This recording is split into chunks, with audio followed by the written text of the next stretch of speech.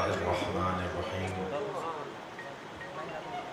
وبه نستعين وهو خير ناصر ومعين وصلى الله على سيدنا مولانا أبي القاسم محمد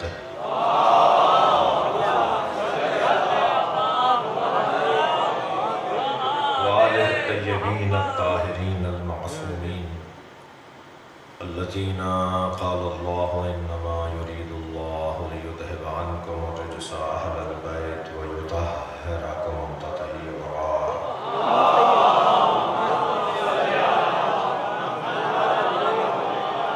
ولعنة الله على أعدائهم أجمعين من يوم عداوتهم إلى قيام يوم الدين. أما بعد، قال الحكيم في القرآن الكريم: بسم الله الرحمن الرحيم. الف لام را تلك آیات الكتاب المبین انا انزلناه قرآنا عربیا لعلکم تعقلون.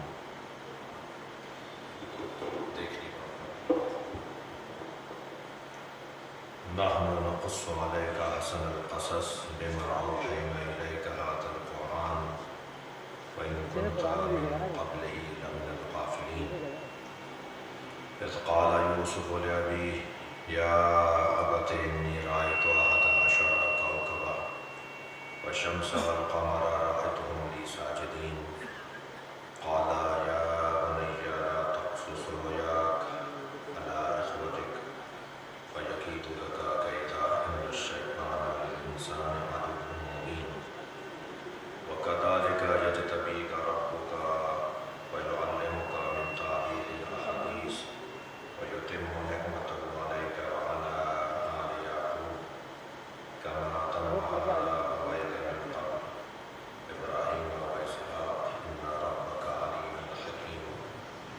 لقد كان في يوسف وإخوته آيات للسائلين إذ قالوا ليوسف وأخوه أحب إلى أبينا منا نحن عصبة إن أبانا لفي ضلال مبين.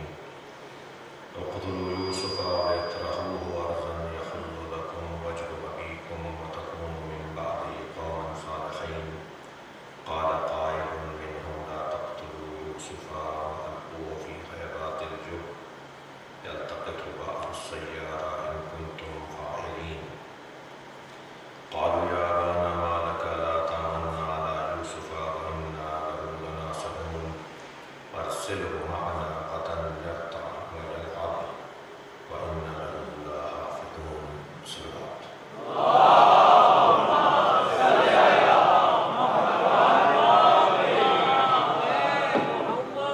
بہت بہت شکریہ آپ کی تشریف آوری کا.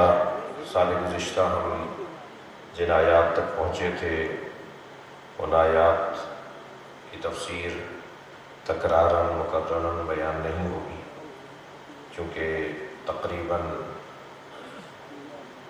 غالب لوگ وہی ہیں، اکثر وہی لوگ ہیں جنہوں نے پچھلے سال بھی ہمارے ساتھ ان مجالس میں شرکت کی، اور خدا نخواستہ کسی بھی وجہ سے جو لوگ شریک نہیں ہوئے تو وہ ریکارڈ جو بنایا گیا ہے اس ریکارڈ کو حاصل کر کے دیکھ سکتے ہیں کہ سال گزشتہ ہم نے کیا کہا. سب سے پہلے تو اپنے محترم مجمع کو یہ بات روشن ہو جائے کہ ہم سورہ مبارکہ یوسف کی تفسیر پر غور کر رہے ہیں. سورہ مبارکہ یوسف کی تفسیر کو ہی کیوں عنوان بنایا گیا؟ قرآن تو بہت وسیع ہے، قرآن کی آیات، قرآن کی سورت اور بھی بہت سے ہیں. ہم نے سورہ یوسف کو ہی کیوں عنوان قرار دیا؟ کیا سبب تھا کہ ماہ مبارک رمضان میں سورہ یوسف پر غور کیا جائے؟ اس کا سبب یہ ہے کہ اللہ نے قرآن میں سب سے زیادہ اچھا واقعہ جسے قرار دیا ہے وہ حضرت یوسف کا واقعہ ہے. لہٰذا خود آیہ مبارکہ سورہ مبارکہ یوسف کی یہ جو ابتدائی آیت ہے اس میں پروردگار عالم نے اس واقعے کو احسن القصص کہہ کر یاد کیا. نحن نقص علیک احسن القصص بما اوحینا الیک ھذا القرآن. ہم نے، اے میرے حبیب، اللہ اپنے نبی سے بات کر رہا ہے، اے میرے حبیب، ہم نے تم پر بہترین واقعے کو وحی کی صورت میں قرآن میں نازل کر دیا ہے۔ یعنی اللہ نے جس واقعے کو بہترین واقعہ قرار دیا وہ سورہ مبارکہ یوسف یعنی حضرت یوسف کا قصہ ہے۔ حضرت یوسف کے قصے کو قرآن مجید کے اس سورے کے اندر پروردگار عالم نے نازل کیا ہے، اور یہ سورہ مکی سورہ ہے، اور اس سورے کے جو آیات ہیں وہ تقریباً 110 آیات ہیں۔ میں تردد سے نکل جاؤں تو بہتر ہے۔ ایک صلوات اور پڑھے محمد۔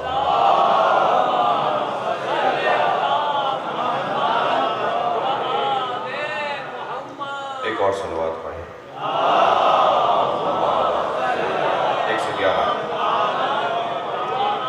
111 آیات ہیں سورہ مبارکہ یوسف کی۔ تو 111 آیات اگر ہر سال عشرہ تفسیر قرآن میں 10 آیتیں بیان ہوں تو کتنے سال چلیں گی؟ یہ 11 سال تک یہ عشرہ چلے گا اگر توفیق ہوگی تو۔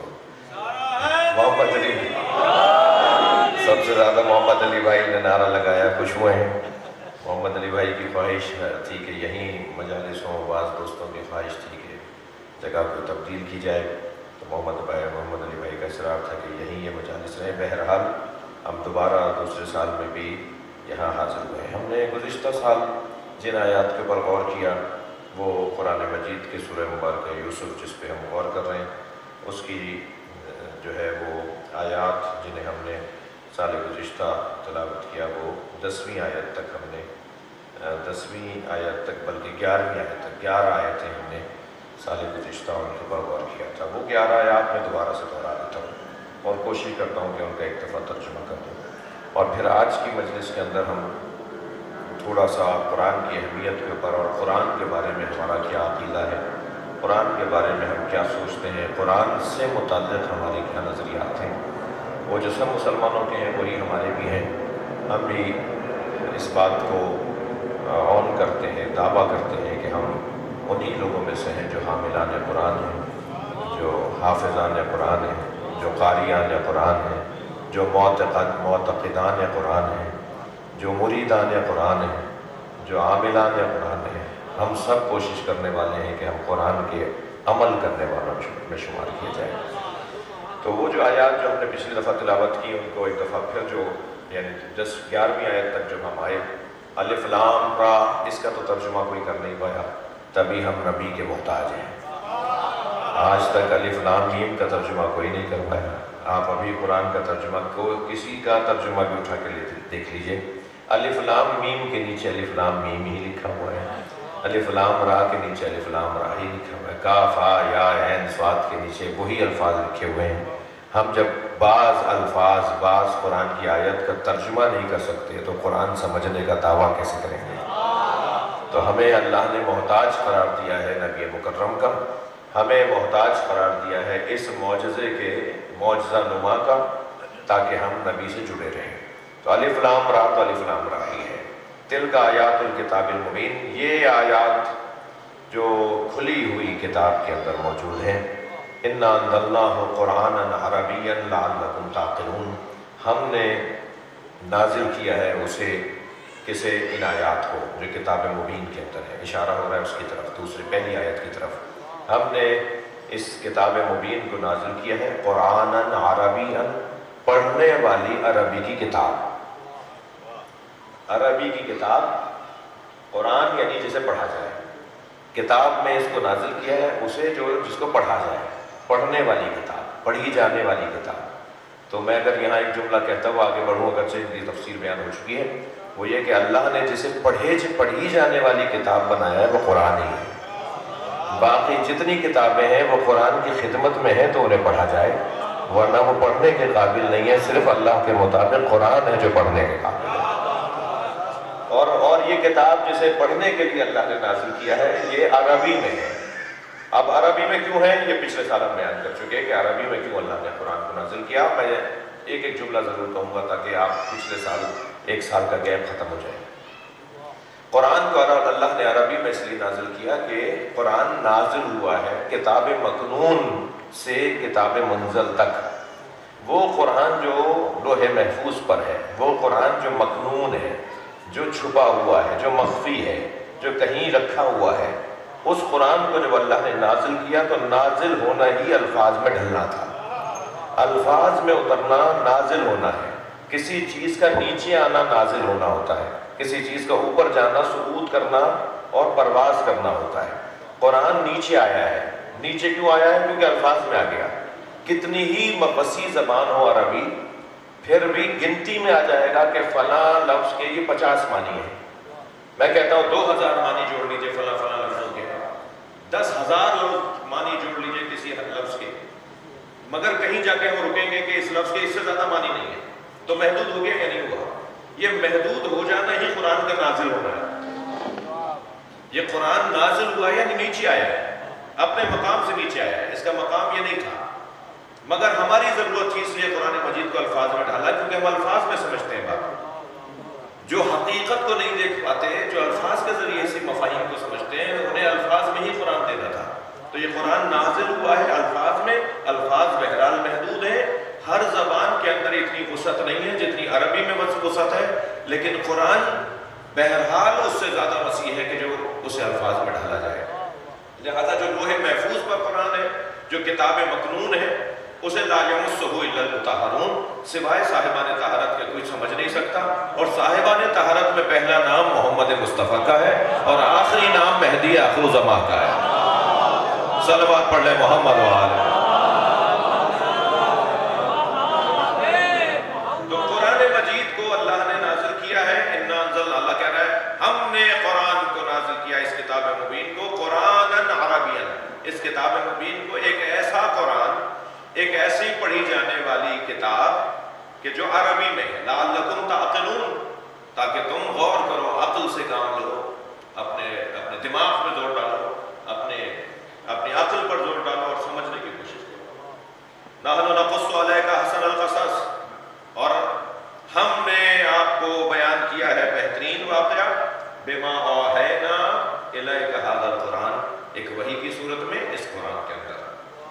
وَإِن كُنتَ مِن قَبْلِهِ لَمِنَ الْغَافِلِينَ، اگرچہ آپ اس واقعے سے اس سے پہلے آگاہ نہیں تھے۔ یہ ہم بات کر چکے کہ نبی مکرم کو اگر قرآن میں لَمِنَ الْغَافِلِينَ کہا گیا ہے تو اس کی کیا معنی ہے، یہ بہت تفصیل سے گفتگو ہوئی ہے۔ ہم نبی کی عصمت کے قائل ہیں، ہم نبی کی علم غیب کے قائل ہیں، اس بات کا عقیدہ رکھتے ہوئے کہ علم غیب ذاتاً اللہ کا علم ہے اور بالعطا نبی کا علم ہے، یعنی غیب کا علم اللہ کے پاس ہے، مگر اللہ جسے چاہے نوحی ہے الیک، ذالک انباء الغیب، دوسری آیات، ذالک انباء الغیب، اے میرے حبیب یہ غیب کی خبریں ہیں جو نوحی ہے الیک، ہم نے آپ کے اوپر نازل کر دی۔ تو غیب کا عالم اللہ، مگر وہ جسے چاہے غیب سے آگاہ کر دے، تو جسے وہ غیب سے آگاہ کرتا ہے اس میں سب سے پہلا نام نامی نبی مکرم کا ہے کہ وہ غیب سے آگاہ کر۔ لیکن یہاں غافلین سے مراد یعنی آپ نبی مکرم کی توجہ اگر اس سورے اور اس واقعے کی طرف، اس قصے کی طرف نہیں تھی تو توجہ نہ ہونا علم نہ ہونے کی دلیل نہیں ہے، یہ ہم بات کر چکے ہیں۔ یعنی ممکن ہے کسی کے پاس کسی چیز کا علم ہو اور اسی چیز کے بارے میں اس کی توجہ نہ ہو۔ کتنی باتوں کے بارے میں آپ جانتے ہیں مگر بہت ساری باتوں کی طرف توجہ دلانا پڑتی ہے، وہ جو توجہ دلائی جا رہی ہوتی ہے تو وہ توجہ دلانا ضرورت پڑی نا کہ آپ کی توجہ نہیں تھی یعنی غفلت تھی۔ تو یہاں غفلت سے مراد نبی مکرم کے مقام مقدس کے اور ساحات مقدس اور ان کی جو حیثیت اور کیفیت اور جو ان کی عظمت ہے اس پہ کوئی بال برابر بھی فرق نہیں ہے، اس جملے پر اس کی وضاحت ہو چکی ہے۔ وَإِذْ قَالَ يُوسُفُ لِأَبِيهِ، یاد کریں کہ جب یوسف نے اپنے بابا سے کہا یا ابت انی رأیت احد عشر کوکبا والشمس والقمر رأیتهم لی ساجدین، بابا حضرت یوسف یاد کریں میرے حبیب کہ جب حضرت یوسف نے اپنے بابا سے کہا بابا میں نے دیکھا ہے کہ 11 ستارے، احد عشر کوکبا 11 ستارے، والشمس والقمر اور سورج و چاند، رأیتهم لی ساجدین کہ وہ مجھے سجدہ کر رہے ہیں، میں نے یہ دیکھا ہے۔ تو یہ 11 ستارے ان کے 11 بھائی اور سورج ان کے بابا اور قمر ان کی والدہ،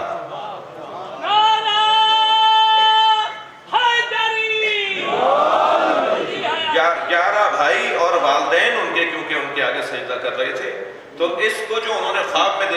وہ بعد میں جب وہ عزیز مصر بنے تو یہ سارے بھائی اور یہ دونوں والدین جب ان کی خدمت میں پہنچے تو انہیں دیکھ کر فوراً انہوں نے سجدے میں سر رکھ دیا، حضرت یوسف کی طرف سجدہ کرنے لگے۔ 11 بھائی اور والدین، ہم یہ بحث کر چکے ہیں کہ سجدہ صرف اللہ کے لیے ہے۔ اس وقت حضرت یوسف کعبہ بن گئے تھے، جیسے آج ہمارے لیے بیت اللہ کعبہ ہے۔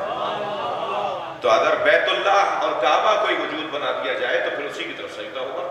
تو جیسے حضرت آدم کی طرف فرشتوں نے سجدہ کیا تو اس وقت حضرت آدم کعبہ تھے، آج بیت اللہ مکے کے اندر جو گھر ہے وہ کعبہ ہے، اس وقت حضرت یوسف کو اللہ نے کعبہ بنایا تھا، لہذا سب نے ان کی طرف سجدہ کیا۔ وہ حضرت یوسف کو سجدہ نہیں تھا، وہ سجدہ اللہ ہی کو تھا، مگر اس وقت حضرت یوسف کعبۃ اللہ بن گئے تھے۔ یہ گفتگو تفصیل سے ہو چکی ہے۔ پھر آیت آگے بڑھتی ہے، قال یا بنی لا تقصص رؤیاک، اے کہا حضرت یعقوب نے اپنے بیٹے سے، جب حضرت یوسف نے اپنے والد حضرت یعقوب سے کہا کہ میں نے ایسا خواب دیکھا ہے، تو حضرت یعقوب نے حضرت یوسف سے کہا، کہا یا بنی، اے میرے لال، لا تقصص رؤیاک علی اخوتک، اپنے بھائیوں کے سامنے اس خواب کو بیان مت کرنا، فیکید لک کیدا، وہ تمہارے خلاف سازشیں کریں گے، تم اپنے بھائیوں کے سامنے اس خواب کو مت بیان کر دینا، تمہارے بھائی تمہارے خلاف سازشیں کریں گے۔ ان الشیطان للانسان عدو مبین، اور جان لو کہ شیطان انسان کا کھلا ہوا دشمن ہے، یعنی شیطان تمہارے بھائیوں پہ اثر کرے گا، شیطان تمہارے بھائیوں کو بہکائے گا، اور تمہارے بھائی تمہارے ہی خلاف سازشیں کریں گے۔ توجہ ہے؟ آیت آگے بڑھتی ہے، وَكَذَلِكَ يَجْتَبِيكَ رَبُّكَ وَيُعَلِّمُكَ مِن تَأْوِيلِ الْأَحَادِيثِ وَيُتِمُّ نِعْمَتَهُ عَلَيْكَ وَعَلَىٰ آلِ يَعْقُوبَ كَمَا أَتَمَّهَا عَلَىٰ أَبَوَيْكَ مِن قَبْلِكَ إِبْرَاهِيمَ وَإِسْحَاقَ إِنَّ رَبَّكَ عَلِيمٌ حَكِيمٌ۔ یہ جو خواب اور خواب کی تعبیر اور رویا خواب کا علم، گویا غیب کا علم، حضرت یوسف خواب کی تعبیر بتاتے تھے اور ایسے بتاتے تھے جیسے ان کو غیب کا علم ہے کہ تمہارے ساتھ اب یہ ہوگا، تمہارے ساتھ اب یہ ہوگا، اب اس ملک میں ایسا ہو جائے گا۔ باقاعدہ حضرت یوسف کسی کا خواب سن کر آگے کی خبریں بتاتے تھے، اور حضرت یوسف کے بارے میں ایک واقعہ نہیں، اس سورے کے اندر بھی کچھ واقعات بیان ہوئے ہیں، کچھ واقعات کی طرف آیات آئی ہیں جو آگے چل کر ہم بات کریں گے، اور اس کے علاوہ بھی جو تاریخ کے اندر آیا ہے۔ تو یہ جو کیفیت تھی حضرت یوسف کی، اس کے لیے اللہ قرآن میں ارشاد فرما رہا ہے کہ یہ مجتبی بنایا ہے اللہ نے آپ کو، تعویل الاحادیث کی صورت میں آپ یہ جو واقعات آپ کو بیان کیے جاتے ہیں، جو خواب آپ کو بیان کیا جاتا ہے، اس کی تعویل جانتے ہیں، اس کا کیا مطلب ہے، کیا نتیجہ نکلے گا۔ اس کے سر کے اوپر کبے بیٹھ کر گوشت کھا رہے ہیں تو اس کا کیا مطلب نکلے گا۔ مثال کے طور پر حضرت خشک تھنوں والی گائے سے دودھ نکالا جا رہا ہے، اور جن کے تھنوں میں دودھ ہے ان سے دودھ نہیں نکالا جا رہا، تو یہ کیا ہے خواب کا مطلب۔ تو حضرت یوسف کو سب بتا دیتے تھے اور وہ پھر آگے کی خبریں ہوا کرتی تھیں۔ یہ خود کیفیت جو ہے نا حضرت یوسف کی، اسے اللہ بیان کر رہا ہے کہ یہ حضرت یوسف کو منتخب کیا ہے اور تعبیل احادیث سے آگاہ کیا ہے، اور یہ بڑی نعمت ہے آل یعقوب کے اوپر، جیسے ان کے آبا و اجداد ابراہیم اور اسحاق کے اوپر بھی یہی ہم نے نعمتیں نازل کی۔ لقد كان في يوسف وإخوته آیات للسائلین، 7ویں آیت، پچھلے سال کی آیات ہوگا، اور جان لے کہ یوسف اور ان کے بھائیوں کے بارے میں پوچھنے والوں کے لیے کھلی نشانی ہے۔ جاننا جو چاہتے ہیں، سمجھنا جو چاہتے ہیں، ان کے لیے کھلی نشانی ہے، آیات للسائلین۔ میں اگر اس آیت کو اس لفظ میں اس انداز سے کہوں کہ حضرت یوسف اور حضرت یوسف کے بھائیوں سے متعلق پروردگار عالم نے اتنے مسئلوں کو حل کیا ہے، اتنے مسئلوں کو حل کیا ہے، یعنی صرف ہم سورہ یوسف پڑھ لیں تو ہمیں نبی کی زندگی سمجھ میں آ جائے، صرف حضرت یوسف کا واقعہ پڑھ لیں تو مولا علی کے ساتھ کیا ہوا وہ سمجھ میں آ جائے، بہت سارے مسائل کا حل آیات السائلین، بہت سارے سوال جو ہمارے ذہنوں میں بھرتے ہیں وہ سورہ یوسف کے اندر موجود ہیں۔ جب سگے بھائی بھائی کے ساتھ یہ کر سکتے ہیں تو ایک مسلمان دوسرے مسلمان کے ساتھ یہ نہیں کر سکتا۔ جب نبی کی اولاد ہو کر نبی کو کہہ سکتی ہے کہ ہمارے بابا کھلی گمراہی میں ہے، تو نبی کے صحابی نبی کو کچھ نہیں کہہ سکتے۔ کوئی 25 نکات بنے ہیں اس سورے کے اندر کہ ان کو اگر ہم سامنے رکھیں تو نبی کے زمانے کے حالات بھی ہمیں سمجھ میں آ جائیں. یعنی نبی کی اولاد تو ایسی ہو سکتی ہے, نبی کے صحابی ایسے نہیں ہو سکتے. خبردار ایسا مت بولو, کوئی نہیں کر سکتا ایسا. بھائی نبی کی اولاد ایسا کر رہی ہے اور قرآن ہے یہ. تو بہت سارے مسائل ہیں, ہمارے اخلاقی مسائل ہیں, ہمارے گھریلو مسائل ہیں, ہمارے گھریلو مسائل کا حل ہے, ہمارے سماجی سیاسی مسائل کا حل ہے. آیات للسائلین. اس سورے کے اندر میں کہتا ہوں پورا قرآن تو قرآن ہے, پورا قرآن ہے. ہم صرف سورہ یوسف کو ہی اگر پڑھ لیں اور اس کی تفسیر کو پڑھ لیں, ہمارے گھروں کی الجھنیں دور ہو جائیں, ہمارے سماج کے مسائل آسان ہو جائیں, ہماری سیاسی الجھنیں دور ہو جائیں, معاشی مشکلات ہماری آسان ہو جائیں, تربیت اولاد کے مسائل ہمارے آسان ہو جائیں, ازدواجی زندگی کے مسائل ہمارے آسان ہو جائیں, ماں باپ اور اولاد کے ساتھ معاملات اور تناؤ کیا ہوتا ہے, کیا مسئلے ہوتے ہیں, اس کا حل اس سورے کے اندر موجود ہے. آیات للسائلین. جب اللہ نے کہا ہے نا کہ پوچھنے والوں کے لیے اس میں نشانیاں ہیں, تو پوچھا تو بہت کچھ جا سکتا ہے.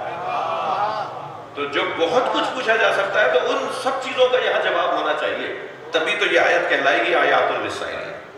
تو آپ ایک سمندر ہے معارف کا, مفاہیم کا, سورہ مبارکہ یوسف کے اندر. آگے بڑھتی ہے بات. اذ قالوا ليوسف واخوه احب الى ابينا منا. ان بھائیوں نے کیا کہا؟ آیات للسائلین. حضرت یوسف اور ان کے بھائی لوگوں کے لیے, لوگوں کے سوالات کا جواب ہے اس کے اندر, ان کے اس قصے کے اندر, کہ جب کہا ان بھائیوں نے کہ یوسف اور اس کا بھائی بنیامین جو ایک ماں سے تھے, یہ دونوں احب الی ابینا منا, یہ دونوں بابا کے قریب ہیں اور بابا ہم سے زیادہ ان سے پیار کرتے ہیں. اور پھر یہ کہہ کر رکے نہیں, نحن اسوۃ, جبکہ ہم مضبوط ہیں, ہم زیادہ ہیں, ہم بڑے بھی ہیں, ہماری طاقت بھی زیادہ ہے. نحن اسوۃ. جی تعصب کا لفظ استعمال ہو رہا ہے, تعصب. تعصب کا لفظ مذمت کے لیے ہم استعمال کرتے ہیں, مگر تعصب کرنے والا گروپنگ کر رہا ہوتا ہے. تعصب کرنے والا لابنگ کر رہا ہوتا ہے. تعصب کرنے والا اپنے ہم قبیلہ, ہم مزاج, تعصب و مذہبی بنیاد پر ہو, تعصب و لسانی بنیاد پر ہو, تعصب و علاقائی بنیاد پر ہو. تو تعصب کے خاندان کا لفظ ہے اسبا. یہاں پر قرآن کہہ رہا ہے کہ انہوں نے کہا ہم اسبا ہیں, یعنی ہم ایک ہیں, ہم مضبوط ہیں. نحن اسوۃ انا ابانا لفی ضلال مبین. ہمارے بابا کھلی گمراہی میں. یہ ایک نبی کے بچے ایک نبی کے لیے کہہ رہے ہیں. تو اگر نبی کے بچے نبی کے لیے ایسا کچھ کہہ سکتے ہیں, تو نبی کی امتیوں نے نبی کے لیے کچھ نہیں کہا ہوگا؟ یا کہہ دینے میں کون سا تعجب کی بات ہے کہ نہیں کہہ سکتے؟ کہا ہے, کہہ سکتے ہیں. مذمت ہوگی, ناراضگی ہماری ہوگی ان سے. کوئی سنی شیعہ ایسے لوگوں کو پسند نہیں کرتا جو نبی کی توہین کرتا. یعنی آج 1400 سال کے بعد اگر کوئی نبی اصحاب نبی کی توہین کرے تو ہمیں برا لگے, تو پھر جو پہلے والوں نے توہین کی وہ ہمیں اچھے کیسے لگیں گے؟ صلوات پڑھیں ذرا محمد و آل.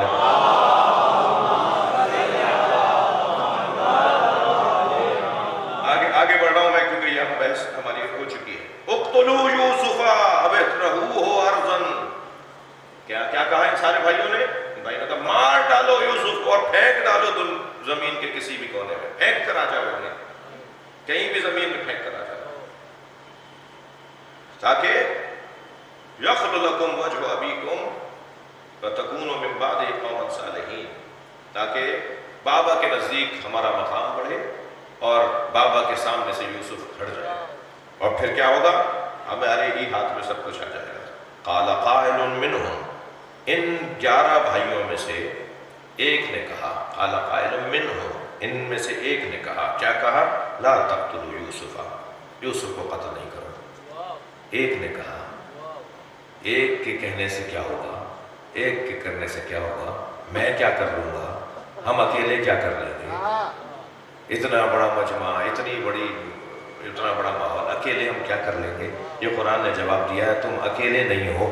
اگر اکیلے ہو تو اس لیے مضبوط ہو کہ تم حق کے ساتھ, اور جو حق کے ساتھ ہوتا ہے وہ اکیلا بھی ہوتا ہے, تو قرآن اسے 1400 سال بعد بھی یاد کرتا ہے. کبھی یہ مت سوچا کرو, میں بچوں اور جوانوں سے بات کر رہا ہوں, اکیلے کیا کر لیں گے, میں کیا کر لوں گا, میں ان کا کیا کر سکتا ہوں. سب ایک بات کر رہے ہیں, میں اکیلا کیا کروں گا. قرآن نے ایک اکیلے بولنے والے کو آج بھی یاد کیا ہے. ایک صلوات ہدیہ کریں محمد و آل.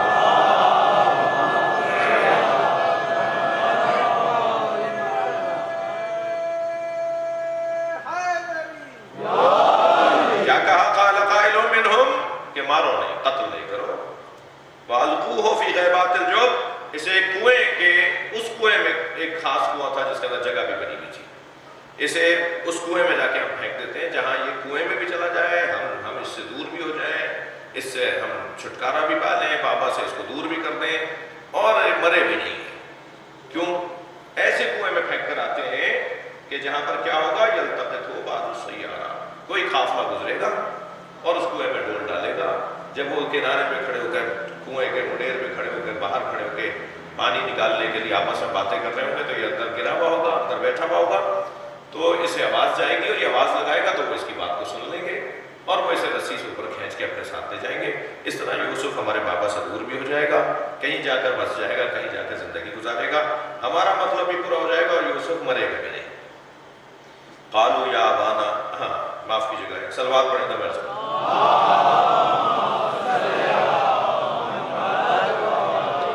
اب یہ تو ہو گئی منصوبہ بندی، یہ انہوں نے بھائیوں نے منصوبہ بندی کی، اور وہ آیت جو سال گزشتہ کی آخری آیت تھی وہ میں پڑھ رہا ہوں اور پھر ہم آگے کی آیات پر غور کریں گے۔ سال گزشتہ کی آخری آیت یہ تھی، قالو، جب یہ طے کر لیا نا انہوں نے کہ پھینک کے آ جائیں گے کنویں میں اور یوسف سے جان بھی چھٹ جائے گی، بابا سے یوسف کو دور بھی کر دیں گے، ہماری بھی جو شوق اور کیفیت اور جو حاجت ہے، ضرورت ہے، وہ پوری ہو جائے گی، مقصد ہمارا پورا ہو جائے گا اور ہم یوسف کو پھینک کر آ جائیں گے۔ تو قالو، تو ان سب نے کہا، حضرت یوسف کے بھائیوں نے حضرت یعقوب سے کہا، قالو یا ابانا ما لک لا تأمنا علی یوسف وإنا له لناصحون۔ بابا کیا بات ہے، آپ یوسف کو ہمارے ساتھ محفوظ محسوس نہیں کرتے، کیا بات ہے، آپ یوسف کو ہمارے ساتھ جانے نہیں دیتے، آپ جب ہم کھیلنے کودنے جاتے ہیں، باہر جاتے ہیں، ہم ساتھ نکلتے ہیں تو آپ یوسف کو اپنے پاس روک لیتے ہیں، کیا بات ہے، آپ یوسف کو ہمارے ساتھ بھیجتے کیوں نہیں، یوسف کو ہمارے پاس محفوظ کیوں نہیں محسوس کرتے، کیا بات ہے، جبکہ وَإِنَّا لَهُ لَنَاصِحُونَ، ہم تو اس کے خیر خواہ ہیں، ہم اس کے خیر خواہ ہیں۔ اب دیکھیں ارادے کیا ہیں اور کہہ رہے ہیں کہ ہم خیر خواہ ہیں، نیت کیا ہے اور بول کیا رہے ہیں، ذہن میں دماغ میں کیا ہے اور الفاظ کیا ہے۔ ضروری نہیں ہے جو انسان سوچ رہا ہو وہ بول رہا ہو، جو بول رہا ہو وہ سوچ رہا ہو، کہا ہم تو اس کے خیر خواہ ہیں۔ اب اس کے ہم پچھلے سال اس میں رک گئے تھے اور آج کی آیت جس میں انہوں نے کیا کہا کہ بابا آپ کیوں ایسا کرتے ہیں، کیوں نہیں جانے دیتے ہمارے ساتھ، ہم تو اس کے خیر خواہ ہیں، ارسلہ معنا غدا یرتع ویلعب وإنا لہ لحافظون، آج کی آیت۔ مگر میں چاہوں گا کہ اس آج کی آیت پر غور کرنے سے پہلے میں آپ سے کچھ اور آرائز بھی رکھوں، ایک صلوات ہدیہ کریں۔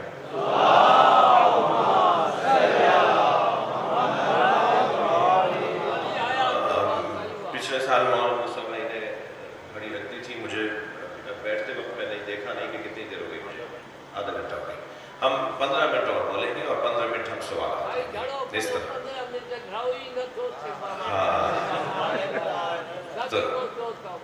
تو سوالات کا دوران یہ ابھی ہمیں رکھنا ہے، اور آج کی کیونکہ نشست پہلی نشست ہے، مجھے آنے میں تھوڑی سی تاخیر ہوئی، میں اپنے محترم مہمانوں سے معذرت چاہوں گا کہ کیونکہ سنی بھی شیعہ بھی سارے سامعین کو یہاں دعوت ہے آنے کی اور تشریف فرما بھی ہیں، تو میں معذرت اس لیے چاہوں گا کہ آج میرے بڑے بھائی جناب مولانا محمد النقوی کی برسی تھی، مجلس تھی مغرب سے پہلے اور انتظامات سے فارغ ہوتے ہوتے کچھ مجھے تاخیر ہوئی۔ کل انشاءاللہ ہم شاید 15-20 منٹ پہلے نصیب رکھ سکتے ہیں، انشاءاللہ ہم 15-20 منٹ پہلے آپ کی خدمت میں حاضر ہو جائیں گے، یعنی 9 بجے انشاءاللہ ہم آپ کی خدمت میں حاضر ہو جائیں گے، تو آج کی مجھے درگزر فرمائیں گے۔ اور محمد نقوی کے درجات کی بلندی کے لیے بابا نے بلند سلوات۔ اللہ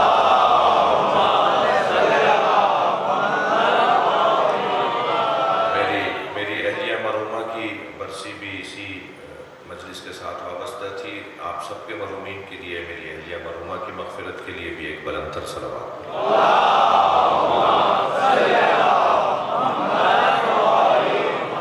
دیکھیے قرآن کے بارے میں نے آپ کو مضمون ہاتھ میں دے دیا، آپ کو ماحول بنا کر دے دیا، مضمون اور موضوع ہمارا طے ہو گیا کہ ہمیں کل سے گفتگو کیا کرنی ہے۔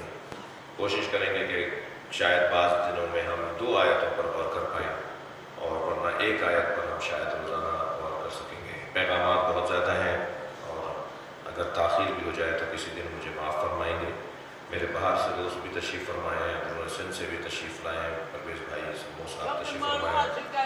ہاں صحیح، بسم اللہ بسم اللہ، ایک صلوات اور نبی کی رات۔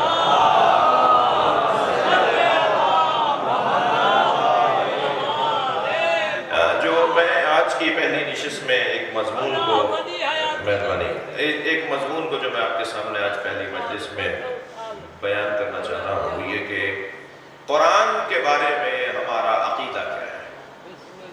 ماہ رمضان ہے، بہار قرآن ہے، قرآن کھلا ہے، قرآن پرواز کر رہا ہے، قرآن خوش نظر آ رہا ہے، قرآن جو ہے وہ چہچہا رہا ہے، قرآن گنگنا رہا ہے، قرآن کوک رہا ہے، لحن داؤدی کو دہرایا جا رہا ہے اور سوز مصطفی کو دہرایا جا رہا ہے، اہل بیت عصمت و طہارت کے لحن کو دوبارہ سے تازہ کیا جا رہا ہے۔ قرآن کا مہینہ ہے اور قرآن کی خوشیوں کا مہینہ ہے۔ قرآن کے بارے میں ہمارا عقیدہ کیا ہے؟ قرآن کے بارے میں ہمارا عقیدہ 3 جملوں میں ان بچوں جوانوں سے کہوں گا کہ کہیں آئندہ کبھی ڈائری اور کاغذ اور قلم بھی ساتھ لاؤ، نوٹس بھی بناؤ، یادداشتیں بھی کرو، ممکن ہے آپ کو یہ کہیں کسی وقت میں کام آ جائے کچھ اچھی باتیں۔ قرآن کے بارے میں ہمارا عقیدہ 3 جملوں میں بیان کرنے کی کوشش کروں گا۔ سب سے پہلا جملہ قرآن کے بارے میں ہمارا قرآن کے بارے میں عقیدہ 3 جملوں میں خلاصہ ہوگا۔ سب سے پہلا جملہ یہ کہ قرآن کلام اللہ ہے، یہ ہمارا عقیدہ ہے۔ قرآن اللہ کا کلام ہے، اللہ کا کلام ہے قرآن، اور اللہ کا کلام ہے اس کا مطلب یہ ہے کہ علم الہی ہے، اور علم الہی ذات الہی ہے۔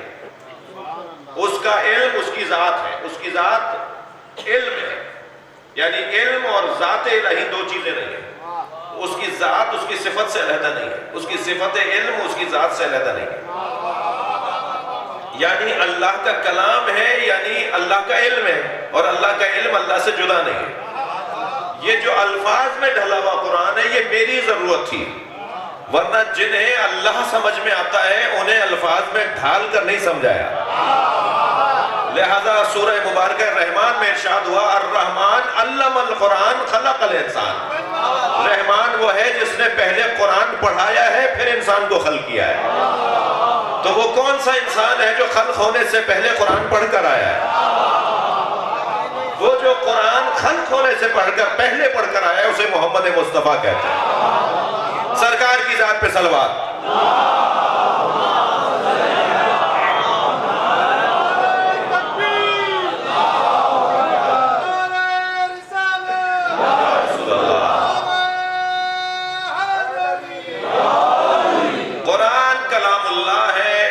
بارے میں قرآن نے چیلنج کیا ہے، تحدی ہے، ایک اعلان ہے، ایک دعوت عام ہے کہ اگر تم اللہ کا کلام قرآن کو نہیں مانتے ہو تو آؤ میرا مقابلہ کرو۔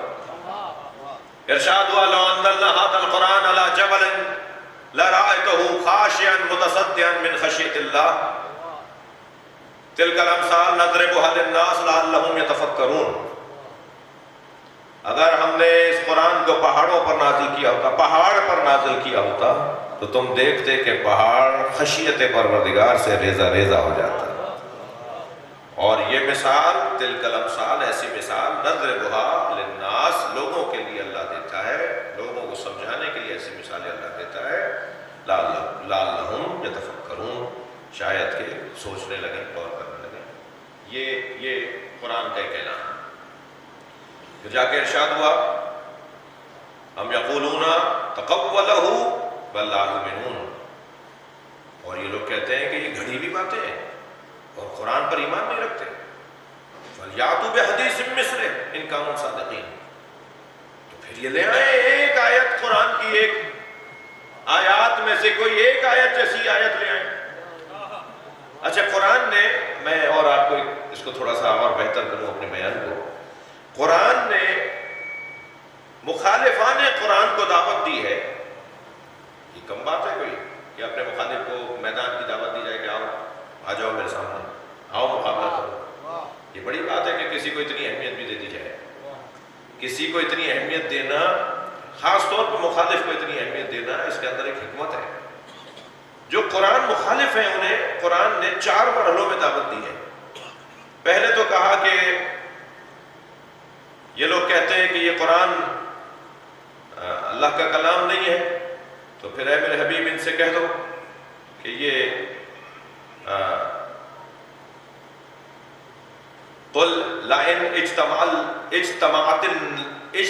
الانس والجن لئن اجتمعت الانس والجن الا یاتوا بمثل هذا القرآن، اگر سارے جن اور انس جمع بھی ہو جائیں تو ایسا قرآن نہیں لا سکتے، قرآن جیسا قرآن نہیں لا سکتے، ٹھیک ہے، لا یاتون بمثلہ، یہ قرآن جیسا نہیں لا سکتے، ولو کان بعضهم لبعض ظہیرا، اگرچہ بعض کی مدد بھی کریں تب بھی قرآن جیسا قرآن نہیں بنا سکتا۔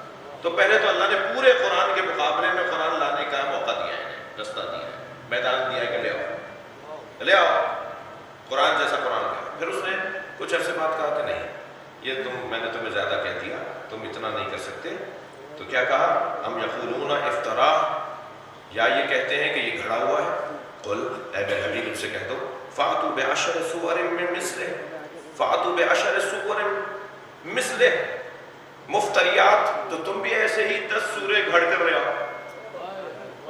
اگر یہ قرآن گھڑا ہوا ہے تو تم بھی ایسے 10 سورے گھڑ کر لے آؤ۔ پھر اللہ نے قرآن نہیں 10 سوروں کی بات کی، پھر نہیں 10 سوروں کی بھی نہیں، پھر کہا نہیں ایک سورہ لے آؤ، وَإِن كُنتُمْ فِي رَيْبٍ مِّمَّا نَزَّلْنَا عَلَىٰ عَبْدِنَا، اگر یہ شکی ہے کہ یہ ہم نے اپنے عبد کے اوپر نازل نہیں کیا جی، تو ان سے کہہ دو کہ فَأْتُوا بِسُورَةٍ مِّن مِّثْلِهِ، تو پھر یہ ایک سورہ لے آئے، پورا قرآن لے آئے نہیں لائے، 10 سورے لے آئے نہیں لائے، ایک سورہ لے آئے نہیں لائے، پھر اور بھی رعایت دے دی اللہ نے، اور وہ رعایت کیا ہے، وہ رعایت ہے فَلْيَأْتُوا بِحَدِيثٍ مِّثْلِهِ، ایک آیت لے آئے۔ 1400 سال سے قرآن کبھی کہہ رہا ہے قرآن جیسا قرآن لے آؤ، کبھی کہہ رہا ہے 10 سورے لے آؤ، کبھی کہہ رہا ہے ایک سورہ لے آؤ، کبھی کہہ رہا ہے ایک آیت لے آؤ۔ 1400 سال سے مسلمانوں کے خلاف بجٹ پاس کرنے والی اسمبلیاں ساری دنیا کے عرب ادیبوں کو کیوں نہیں بٹھاتی کہ وہ قرآن جیسا ایک سورہ لکھ کر لے آئے، قرآن ہارے گا تم جیتو گے، مگر قرآن کے سامنے آج تک ایک سورے کا نہ آنا بتاتا ہے کہ قرآن حق پر ہے، قرآن مخالف باطل ہے، قرآن کے دشمن باطل ہے۔ یہ قرآن اللہ کا کلام ہے اور اس کو اللہ چیلنج کے ساتھ کہتا ہے کہ یہ میرا کلام ہے، یہ میرا کلام ہے۔ اس کلام خدا کو سننے کے لیے جو بھی آ جاتا تھا وہ مسلمان ہو جاتا تھا، یعنی جس نے بھی اللہ کا کلام سنا اس کلام کا اثر اس پر ایسا ہوا کہ وہ مسلمان ہوا۔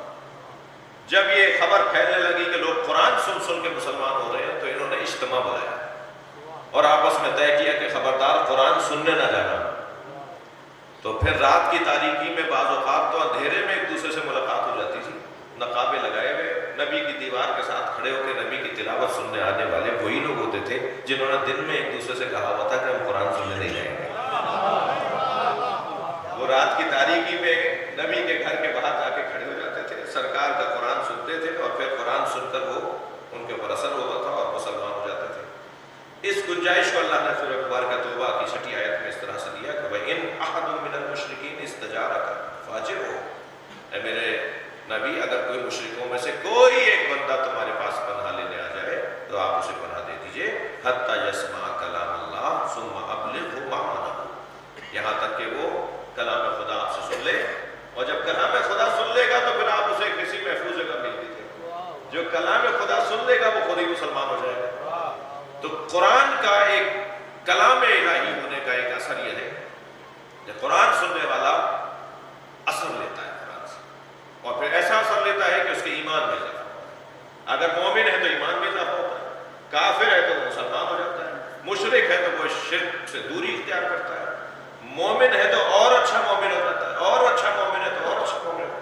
وجلت قلوبہم، ان کے دلوں کو ایک مرتبہ جلا مل رہی ہوتی ہے، دھڑکنے لگتے ہیں، ایمان میں زیادت میں ایمان، ان کے ایمان میں اضافہ ہونے لگتا ہے، جسے علامہ اقبال کہتے ہیں کہ فاش گویم آنچ در دل مزمرست، فاش گویم آنچ در دل مزمرست، این کتاب نیست چیز دیگر است۔ یہ کچھ اور ہے. یہ تم نے اور کتابوں کی طرح سمجھ لیا اس کو. اقبال کر رہے ہیں جی آنچ در دل مجمرست صاف گویا ہوں فاش گویا ہوں. میں بہت روشن آپ سے بتا رہا ہوں جو میرے دل کا حال ہے. قرآن اقبال کر رہے ہیں جو میرے دل کا حال ہے میں تمہیں واضح کر کے بتا دیتا ہوں.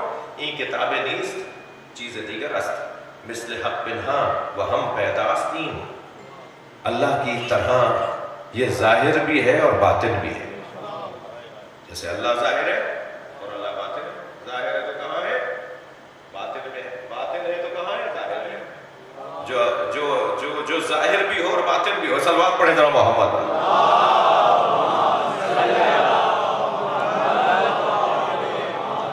کہتے ہیں مثل حق پنہان و ہم پیداستین زندہ و بائندہ و گویاستین.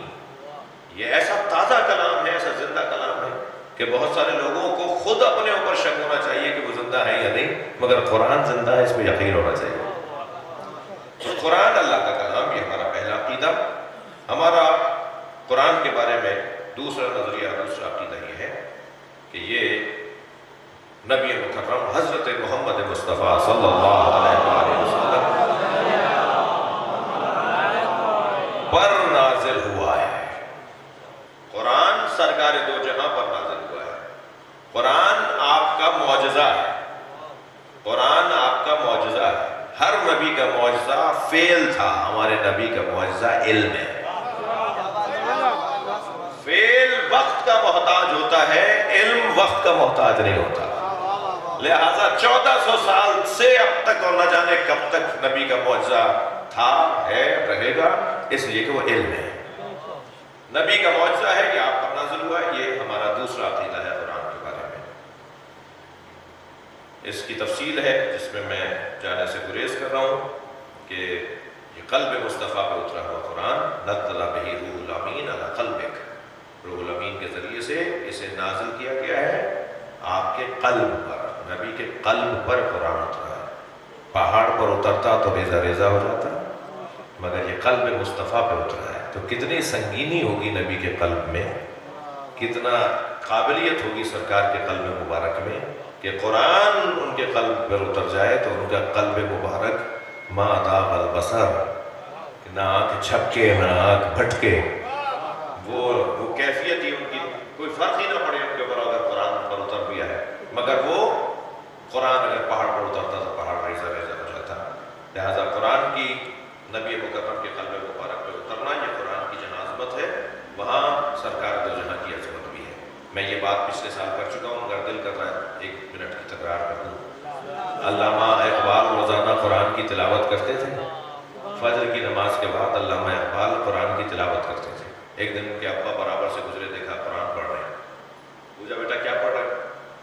کہا ابا قرآن پڑھ رہا ہوں. کہا قرآن تو سوائے مصطفیٰ سرکار کے کوئی سمجھ ہی نہیں سکتا, اس لیے کہ ان کے دل پہ اترا ہے. تو انہوں نے کہا ابا کیا مطلب ہے کہ قرآن نہ پڑھیں؟ کہ نہیں قرآن ضرور پڑھو, مگر جہاں قرآن اترا ہے وہاں جگہ بناؤ. قرآن قلب مصطفیٰ میں اترا ہے تو قلب مصطفیٰ میں جگہ بناؤ. تو انہوں نے کہا قلب مصطفیٰ میں جگہ کیسے بنتی ہے؟ کہنے لگے فاطمہ زہرا کو راضی کرو.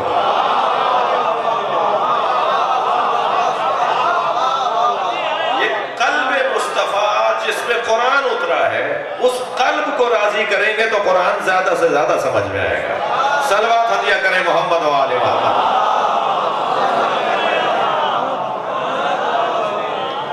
تھوڑا سا برداشت کیجئے گا مجھے اگر تھوڑی سی دیر ہو جائے. قرآن نازل ہوا ہے قلب مصطفیٰ پہ. قرآن کا نزول 2 طرح سے ہے, انزال اور تنزیل. قرآن کا نزول 2 طرح سے ہے. 2 طرح سے قرآن نازل ہوا ہے. تھک تو نہیں رہا؟ قرآن 2 طرح سے نازل ہوا ہے. قرآن کے ایک نزول کو انزال کہتے ہیں, باب افعال, اور ایک نزول کو تنزیل کہتے ہیں, باب تفعیل. باب انزال میں قرآن کا انزال اور قرآن کی تنزیل. باب افعال میں جب ہم قرآن کو لے جائیں گے یعنی انزال کے مطلب کو سمجھنا چاہیں گے تو اس کا مطلب ہے انزال یعنی دفعتاً قرآن کا نازل ہونا, ایک دم قرآن کا نازل ہونا. سارا قرآن ایک دفعہ نازل ہو جائے. وہ جو سارا قرآن ایک دفعہ نازل ہوا ہے انا انزلناہ فی لیلۃ القدر، ہم نے اسے شب قدر میں نازل کیا. تو شب قدر میں تو سارا قرآن نازل ہوا ہے، مگر وہ قلب مصطفیٰ پہ نازل ہوا ہے. یہ ہے انزال قرآن. اور ایک ہے نزول قرآن کا عنوان تنزیل قرآن. تنزیل یعنی تفریض، تنزیل یعنی تدریج، تنزیل یعنی ترتیب. یعنی وہ قرآن ایک مرتبہ، یہ قرآن ایک مرتبہ دفعتاً نبی پر نازل ہوا، اور دوسرا انداز قرآن کے نازل ہونے کا 23 برس میں قرآن نازل ہوتا رہا، تدریجاً، ترتیباً. جی تنزیل. لہذا قرآن کا یہ 2 عنوان ہیں. مجھے میں نے ایک لفظ خطاب کی یاد ہے آپ کو ہدیہ کرنے کے لیے کہ انزال کے وزن کا ایک لفظ اور ہے اعلان، اور تنزیل کے وزن کا ایک لفظ ہے تعلیم. قرآن ایک مرتبہ اعلان ہوا نبی کے قلب مبارک پر، اور پھر کہا گیا اب 23 برس تک تعلیم دیجیے. وہ جو 23 برس تک تعلیم دینے کا مرحلہ آیا، وہ قرآن دوبارہ سے ایک ایک آیت کر کے نازل ہوا، اور وہ جو سارا کا سارا قرآن نازل ہوا وہ شب قدر میں ایک دم اعلان ہو گیا. قرآن کا ایک دم اعلان ہو گیا سرکار کے قلب مبارک پر، اور پھر 23 برس تک تعلیم دینے کے لیے بار بار وہی آیتیں آتی رہی. تو نبی پہلے سے جانتے تھے کہ اب یہ کون سی آیت ہے، یہ مجھے پہلے سے پتا ہے. تو سرکار پر پہلے قرآن علیحدہ سے نازل ہوا، اور ہماری خاطر ترتیباً نازل ہوا. جیسے جیسے ضرورت پڑتی رہی، جیسے جیسے ہماری ضرورت پیش آتی رہی، حالات، واقعات، سفر، ہجر، جہاد، گھر کے معاملات، امت کے معاملات، اس کے اندر قرآن سے نازل ہوتا رہا. اور پھر تیسرا عقیدہ قرآن کے بارے میں ہمارا. پہلا عقیدہ کیا ہے؟ میں بچوں سے چاہوں گا کہ دہرائیں میرے ساتھ. قرآن کلام اللہ ہے. دوسرا عقیدہ یہ کہ نبی مکرم پر نازل ہوا ہے. تیسرا عقیدہ ہمارا یہ ہے کہ قرآن کل کا کل، من اور ان، وہی ہے جو نبی پہ نازل ہوا. قرآن میں تحریف ایک حرف کی بھی نہیں ہے. ہم تحریف قرآن کے قائل نہیں ہیں. صلوات ہدیہ کریں نبی کی ذات پر.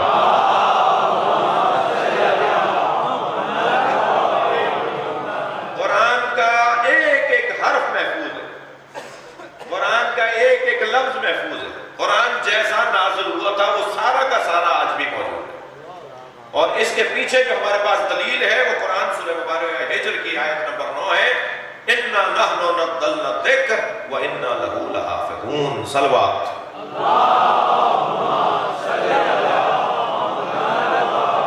ہم نے اس قرآن کو نازل کیا ہے اور ہم ہی اس کی حفاظت کرنے والے ہیں. تو قرآن اللہ کا کلام نبی پر نازل ہوا، اس کی حفاظت کی ذمہ داری اللہ نے لی. دنیا کا کوئی کام بھی اسباب کے بغیر نہیں ہوتا. اللہ رازق ہے، مگر اس نے رزق اتارنے کے لیے بارش کو ذریعہ بنایا ہے. اس نے رزق اتارنے کے لیے ماں باپ کو ذریعہ بنایا ہے. اس نے رزق پہنچانے کے لیے وسائل اور اسباب کو قرار دیا ہے. جب قرآن یہ کہہ رہا ہے کہ اللہ کہہ رہا ہے کہ ہم نے اسے نازل کیا اور ہم ہی اس کی حفاظت کریں گے، تو اس کی حفاظت کے جو اسباب ہیں وہ کیا ہیں؟ قرآن یعنی اللہ قرآن کو محفوظ کیسے رکھتا ہے؟ جن کے ذریعے قرآن محفوظ رکھتا ہے، اللہ جن کے ذریعے محفوظ رکھتا ہے، ان میں سے ایک کی مثال یہ ہے کہ سر کٹ بھی جائے گا نیزے کی ہنی پہ قرآن تلاوت کرے. صلوات پڑھیں گے محمد و آلہ.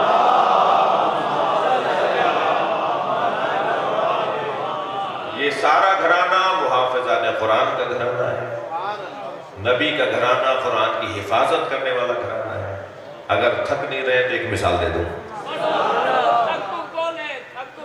تھائیں تہاں کھانا تو کچھ تہاں جی مجھے خبر ہے. صلوات پڑھیں گے محمد و آلہ.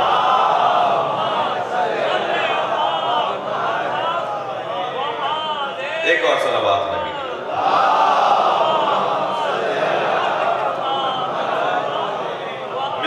مثال بڑی حسین ہے.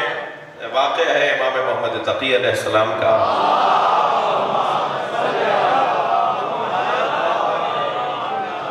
معتصم باللہ کا زمانہ ہے. چور کو لایا گیا اور حد جاری کرنا تھی اس کی. تو مفتیان دین جو فقہا وہاں موجود تھے ان سے پوچھا کہ حد کیا جاری کی جائے چوری کی؟ تو انہوں نے کہا سیدھا سیدھا قرآن کی آیت ہے فَاقْطَعُوا أَيْدِيَهُمَا، فَاقْطَعُوا أَيْدِيَهُمَا، ان کی ہاتھ کاٹ دو جو بھی چوری کریں، سرقت کریں، ان کے ہاتھ کاٹ دو۔ اب جب ہاتھ کاٹنے کے لیے جلاد لے کے چلا جو بھی علائے برندہ تھا، جو بھی تلوار چاقو جو بھی لے کے چلا، تو ایک صاحب کی آواز آئی کہاں سے کاٹو گے؟ سوال کرے کہاں سے کاٹیں؟ بازو سے کاٹے تو ہاتھ، کونی سے کاٹے تو ہاتھ، کلائی سے کاٹے تو ہاتھ، پنجہ کاٹے تو ہاتھ تو سارا ہاتھ ہے۔ قرآن کہہ رہا ہے کہ چور کا ہاتھ کاٹو، کاٹے کہاں سے؟ قرآن کی حفاظت دیکھیے کیسے ہوئی۔ صلوات پڑھے ذرا محمد۔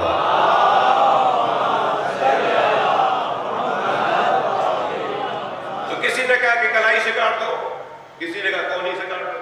اب جیسے جیسے رائے بدلتی تھی بحث اور شدید ہو جاتی تھی کہ بھائی کونی سے کاٹ دو، تم ایک بندے کا ہاتھ اتنا بڑا کاٹ رہے ہو، وہ کہہ رہے ہیں کلائی سے کاٹ دو، وہ بھی ہاتھ کاٹنے کی بات کر رہے ہیں اور یہ بھی ہاتھ کاٹنے کی بات کر رہے ہیں، تو کہاں سے کاٹے ہاتھ؟ تو جب الجھنے لگے تو کسی نے آہستہ سے معتصم باللہ کے کان میں کہا کہ قرآن کے محافظوں میں ایک محمد تقی بھی ہیں جو دعویٰ دار ہے قرآن، جو کہتے ہیں کہ ہم قرآن کے محافظ ہیں۔ تو کبھی ان سے بھی پوچھتے ہیں کہ کہاں سے کاٹیں؟ تو امام محمد تقی سے پوچھا گیا کہ کہاں سے ہاتھ کاٹیں؟ حضرت فرمایا انگلیاں کاٹو، انگلیاں کاٹو، کلائی سے نہیں کاٹو، کونی سے نہیں کاٹو، بازو سے نہیں کاٹو، انگلیاں کاٹو، چور کی انگلیاں کاٹو۔ انہوں نے کہا جیسے میں نے پوچھا تھا کلائی سے کاٹنے والے سے بھی، کونی والے سے بھی کہ کیوں، تو آپ سے بھی پوچھوں گا کیوں؟ حضرت فرمایا ان المساجد للہ، مساجد اللہ کے لیے ہیں، بندوں کا اختیار اس میں نہیں ہے، اور ہاتھ ان 7 اعضائے سجدہ میں سے ہے جو اللہ کی خاطر اللہ نے بنایا۔ مان لیا گیا حضرت کی بات کو۔ محافظان قرآن کی تفسیر و تعویل کرنے والی ہستیاں جنہوں نے دعویٰ کیا اور دعوے کو سچ کر دکھایا۔ اللہ ہمیں قرآن کے چاہنے والوں میں شمار فرمائے۔ 5-8 منٹ آپ سے چاہوں گا کہ 10 منٹ کوئی سوال اگر ہو تو ایک سوال صلوات کے ذریعے سے آمادہ ہو جائیے کوئی سوال کرنے کے لیے۔ اگر کوئی سوال کرنا چاہے تو وہ اپنا ہاتھ بلند کر لے تاکہ یہ مائک ہم وہاں تک پہنچا سکیں۔ اگر کوئی بندہ مومن اس حوالے سے کوئی سوال کرنا چاہے،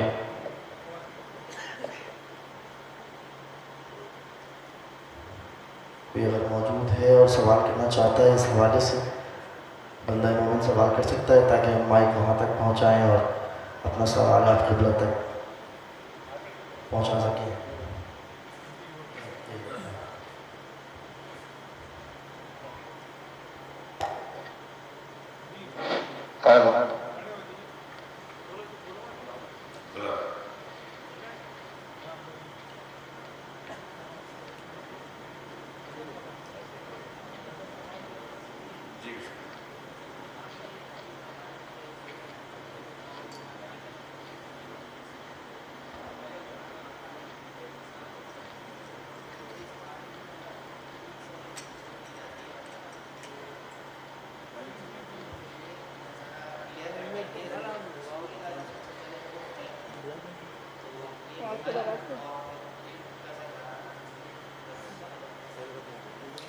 خلقت کے 2 مرحلے ہیں، ایک خلقت نوری ہے، ایک خلقت مادی ہے۔ نبی مکرم کا نوری خلقت اور آپ کی مادی خلقت۔ سوال کیا ہے میرے عزیز نے، اس کو بند کر دیجیے،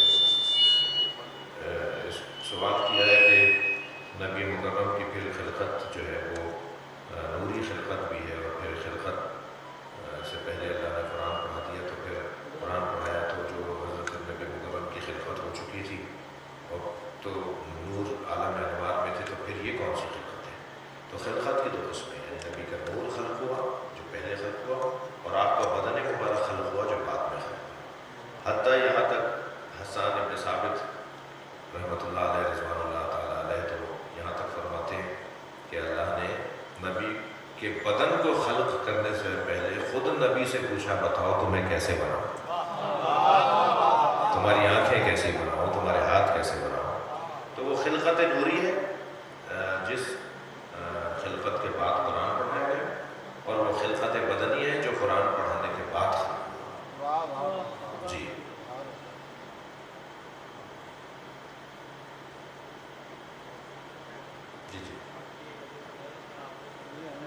माइक खोलो माइक खोलो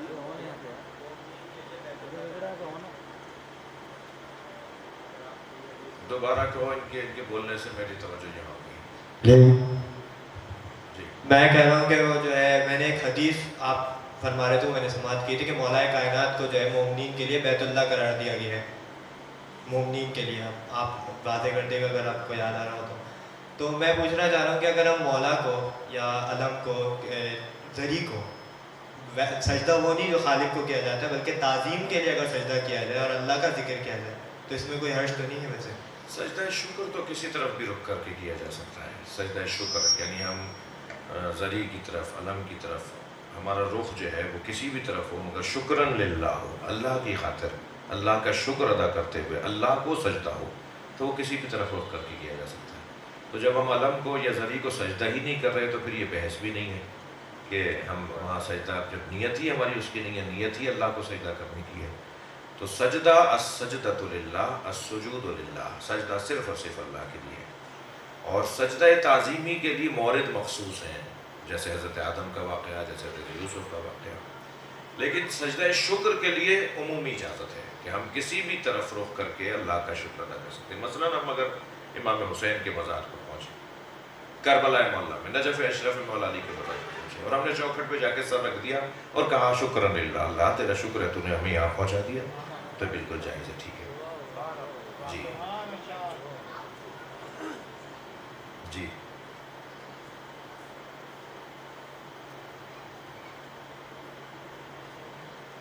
ख़वातीन की तरफ से सवाल आया है, फरमाते हैं सूरह यूसुफ़ के आम तौर पर जैसे हज़रत यूसुफ़ के बहन भाई के खिलाफ गए, अपने आम ज़िंदगी में अपने लोगों को कैसे पहचान सकते हैं। देखें, सूरह यूसुफ़ के अंदर जो रिश्तेदारों और ख़ासतौर पर बहन भाई जब हज़रत यूसुफ़ के मुखालिफ हो गए तो हमारे पास क्या पैमाने हैं, क्या कसौटियाँ हैं, हम कैसे पहचानें कि कौन क्या इरादा रखता है और क्या चाहता है। कहीं ऐसा ना हमारे साथ धोखा हो जाए, हमारे साथ ज़्यादती हो रही हो, हमें प्यार में पहला गुस्ला के हमसे कोई बात काम करवा लिया जाए और बाद में उसका नतीजा कुछ और निकले। तो ये जो कुरान में अभी उसूल बयान हो रहे हैं ना सूरह यूसुफ़ के अंदर, जो पिछली नशिस्त के अंदर भी हम बयान कर चुके, उसके अंदर भी कुछ उसूल बयान हुए हैं। कल से भी हम इन आयात के अंदर जो तफसीर की निकात उलमाए मुफस्सिरीन ने, मैंने कोई 25 तफसीरें तो देखी होंगी आपकी खिदमत में आने से पहले, तो वो जो उलमा ने, मुफस्सिरीन ने जो इससे मुताल्लिक़ निकात लिखे हैं वो हम बयान करेंगे। उन्हीं में से हम अपने उसूल ज़िंदगी को भी तलाश करेंगे। जी एक सवाल और दे दीजिए, वरना मैं पूछ लेता हूँ।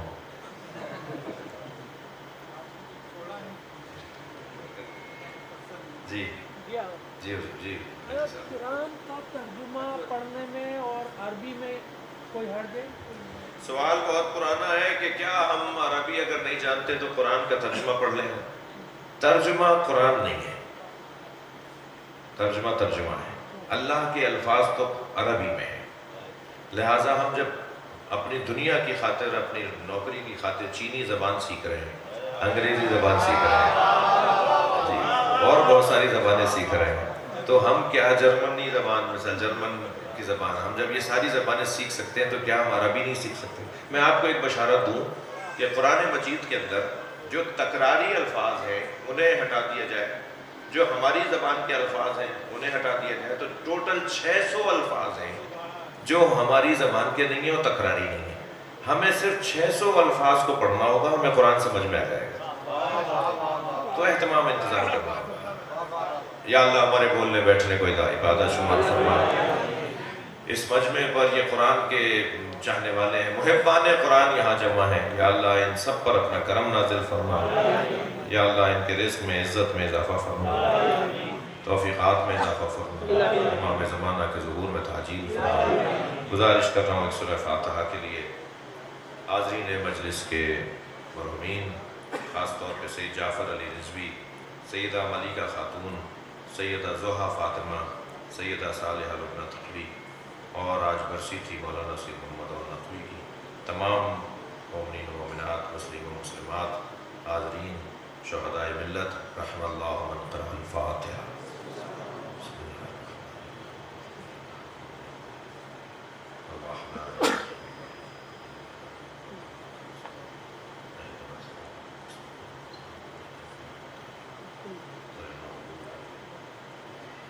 بسم اللہ الرحمن الرحیم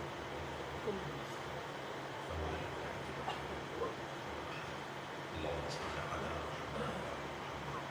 محترمہ ذکیہ نیّر جو زوجہ ہیں سید نیّر حسین کی بیمار ہیں، مولانا سید مظہر عباس نقوی صاحب خیرپور سے انہیں کراچی میں کرانے، ان کی طبیعت ٹھیک نہیں ہے۔ آپ سب کے بھی عزیزوں میں، اقارب میں، پڑوسیوں میں، رشتہ داروں میں جو مریض ہیں، ان سب کی شفا یابی کے لیے بلند تر صلوات۔